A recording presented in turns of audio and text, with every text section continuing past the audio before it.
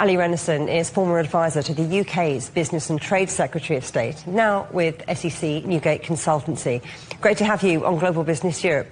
Now, some US allies and trade partners say they could be seeking compensation for tariff costs. How would that work in practice? And has anything like this been done before?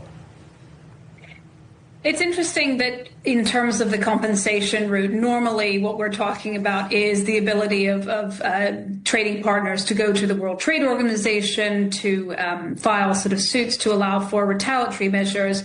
In terms of compensation, I think it's a much harder sell. There's been much more focus on obviously compensating via refunds the people that are actually have paid the tariffs. Those would be the importers of records, and that's usually on the US side, depending on contractual arrangements. So I think that the big sort of challenge for any kind of US trading partner and country sort of move for compensation is, are they going to do it together and reach a critical mass, or are they going to sort of be left to do one individually?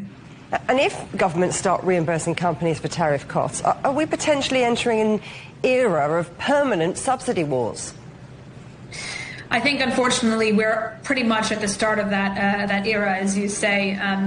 We're in an era really where trade is no longer being seen as a sort of force for good in and of itself. It's more about a use of sort of industrial policy. And so when it comes to industrial policy, there is certainly a race that's sort of afoot of how to subsidize companies. And I think that the trade war is just giving another prong to sort of tackle that with. Now, China has shown resilience through past tariff episodes. Is Beijing positioned to come out better off by speeding up, strengthening alternative trade alliances?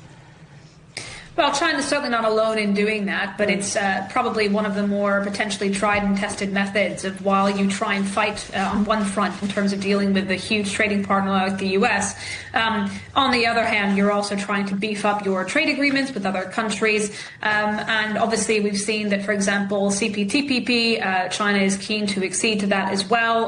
It's already opened its doors to new members like the United Kingdom. So there is, I think, certainly a path to try and buffer itself, but I think that there's obviously a challenge in terms of, if the trade war with the US really reverberates, how much are these new trade deals going to make up for that? Allie Renison from SEC Newgate, always great to have you on the show. Thank you.